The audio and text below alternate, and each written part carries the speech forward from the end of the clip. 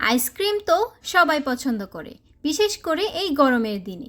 বড় ছোট সবাই কিন্তু আইসক্রিমের জন্য পাগল। আইসক্রিম কিন্তু অনেক ফ্লেভার বা অনেক ধরনের হয়ে থাকে, কিন্তু আপনার কি কখনো ড্রাগন ফলের আইসক্রিম খেয়েছেন? যদি না খেয়ে থাকেন তাহলে কিন্তু বিরাট বড় একটি মিস করে গেছেন। ড্রাগন ফলের আইসক্রিম যে এত সুস্বাদু হয় তা কিন্তু আমার আগে কখনো জানা ছিল না। আসসালামু আলাইকুম প্রিয় দর্শক, আমি সুরমি ইসলাম। আপনারা দেখছেন সুরমি ইসলাম চ্যানেলের রান্নার রেসিপির একটি ভিডিও। আশা করি আপনারা সবাই খুব ভালো আছেন, আমিও ভালো আছি আলহামদুলিল্লাহ। ড্রাগন ফল দিয়ে আজকে খুবই দারুণ একটি আইসক্রিম রেসিপি আপনাদের সঙ্গে শেয়ার করতে যাচ্ছি।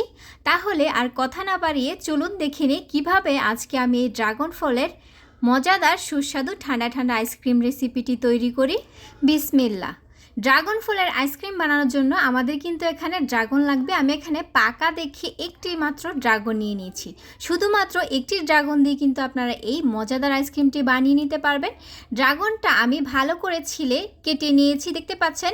এটা যেভাবে ইচ্ছে সেভাবেই কাটতে পারেন, যেহেতু আমি কিন্তু এই ড্রাগন ফ্রুটগুলোকে হাতের মাধ্যমে ম্যাশ করে নিব। আমি কিন্তু ড্রাগনটা কেটে নিয়েছি। আপনারা যদি বেশি পরিমাণ তৈরি করেন তাহলে কিন্তু একটির জায়গায় দুটি ড্রাগন এখানে আপনারা ব্যবহার করতে পারেন। এদিকে আমি আইসক্রিমটি তৈরি করার জন্য বরফ ঠান্ডা হুইপ ক্রিম নিয়ে নিয়েছি 1 কাপ পরিমাণ।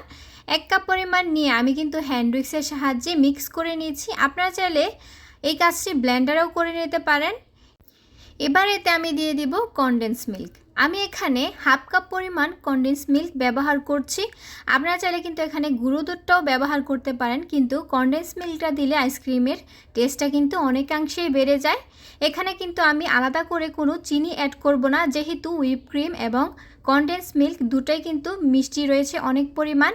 এবার আমি এতে দিয়ে দেব ড্রাগন ফ্রুটগুলো। আমি এটিকে হাতের মাধ্যমে একটু ভালো করে চটকে নিয়েছি। এবার আমি হ্যান্ড উইক্সটা একটু ঘুরিয়ে নেব, তারপর কিন্তু আমি এটাকে একটু বিট করে নেব 1 মিনিটের মতো। যেহেতু আমি আগেই হুইপ ক্রিমটা ভালো করে বিট করে নিয়েছি, সেহেতু এখন আমাদের বেশিক্ষণ বিট করতে হবে না। আমি 1 মিনিটের মতো বিট করে নিয়েছি। এটি কিন্তু আমাদের আইসক্রিমের লিকুইডটা তৈরি হয়ে গেছে। আমি কিন্তু একটি আইসক্রিমের বক্সে এই লিকুইডটা ঢেলে দিচ্ছি। আইসক্রিমটি বরফ হওয়ার জন্য ফ্রিজে রেখে দেব 4-5 ঘন্টার মতো। আমি কিন্তু ওভারনাইট রেখে দিয়েছিলাম। 1 রাতের মতো রাখলে কিন্তু আইসক্রিমটা খুব বেশি পারফেক্ট হয়।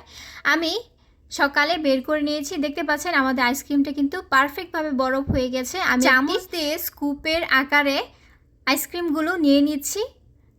আমার রেসিপিটি যদি ফলো করে আপনারা ঠিক এভাবে আইসক্রিমটি বানান তাহলে কিন্তু আপনাদের আইসক্রিমটি খুবই পারফেক্টভাবে তৈরি হয়ে যাবে।